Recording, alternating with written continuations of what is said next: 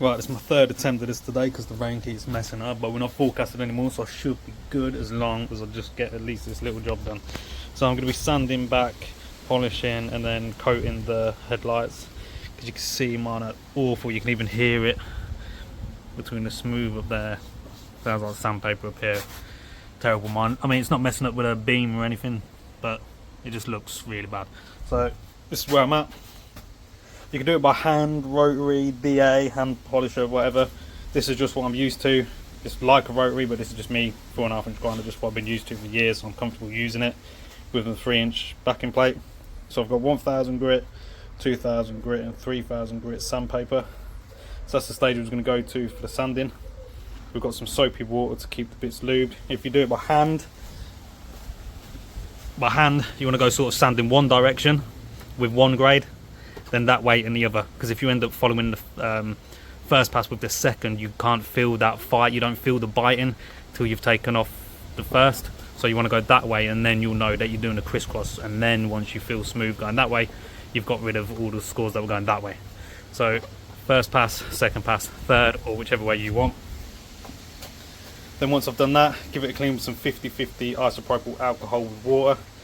This isn't watered down to save money or anything like that. It's because some manufacturers, they make their headlight and rear light lenses, the plastics, out of certain materials that if you use 100% isopropyl, spray it on, give it clean, give it a wipe, and then it will instantly, like spiderweb, like when a windscreen smashes, something like that, it will look all splintered inside, and then it's done, it's broken, you can't fix it.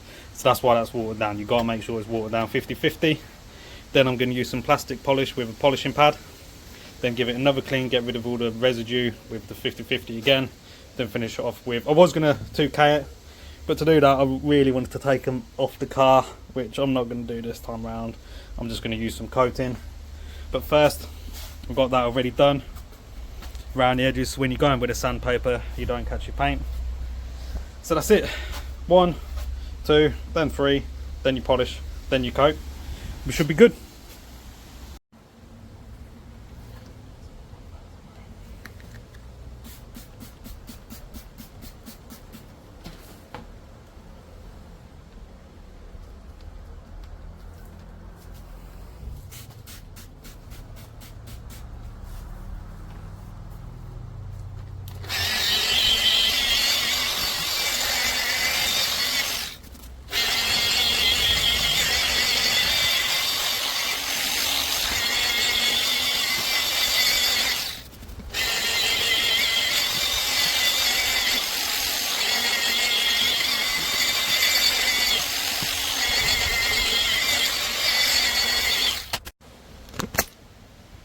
So that was after the 1000 grit. I'm going to go again.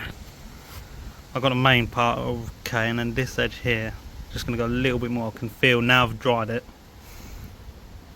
Then go over it and check. And the 1000 grit, that's the one that's going to do the most work. That's the harshest grit, so that's going to do the main sort of grinding it down. That's going to do the main work. So you want to make this one, make sure this pass is good. So you can see where I've got that. So I need to come just a little bit lower. I can feel that with my nail just a little bit. So I'm going to go more with a 1000.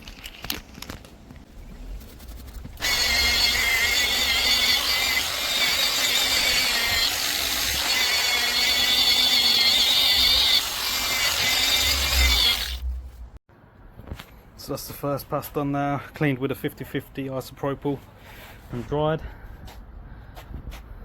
So we're going to move on to the 2000 grit. Same thing, soapy water, keep it lubed up.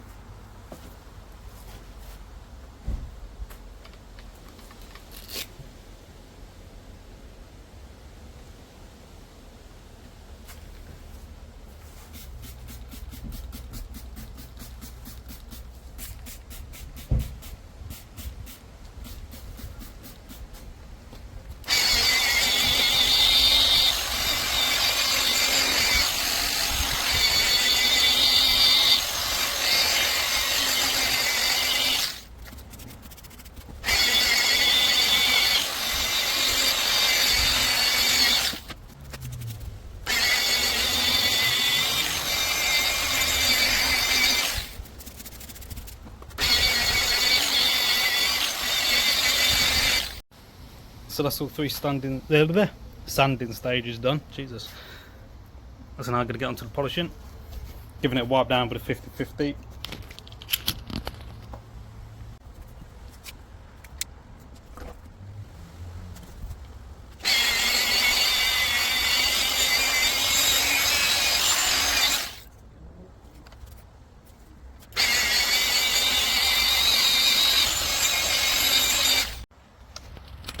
So here we are after the polish. I removed all the tape so I could get a good clean around the edge. You don't want the polish getting in the way when you're trying to put on the coating or your 2K, whatever you're trying to do. But there we are. Loads better after the polish. It's one of them ones you just got to trust when you're using that 1000 grit 2000. It's looking all hazy and it's like but then you get that third of the polish and comes out good. So now I'm going to get the coating on. Bit risky this one because it's got to be out of the elements while it cures for 12 hours, but we're not forecasted, so I'm just going to do it.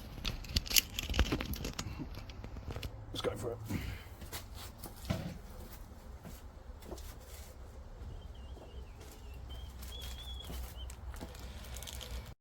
So here's the instructions for the one I'm using, the C4.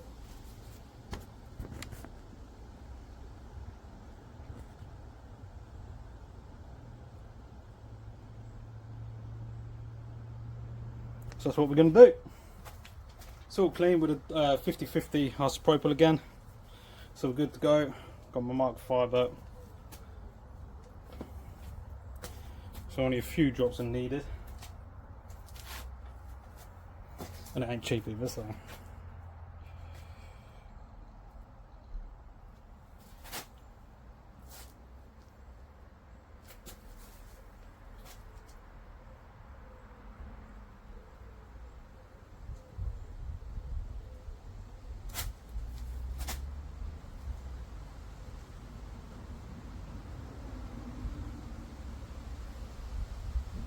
You can see it as it goes on. You probably can't see it on the camera, but you can see exactly night and day where you have and haven't been.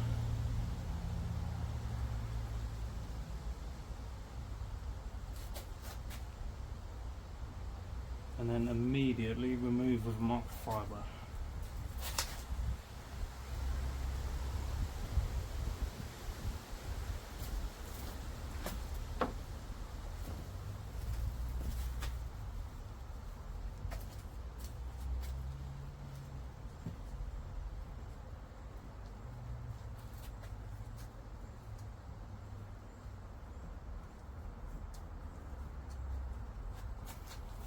Sorted. Now I've just got to cross my fingers it don't rain in the next 12 hours.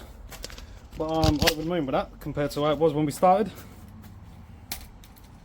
Well happy with that. Like I say, I wasn't messing with the beam pattern, but it just looked ugly at top.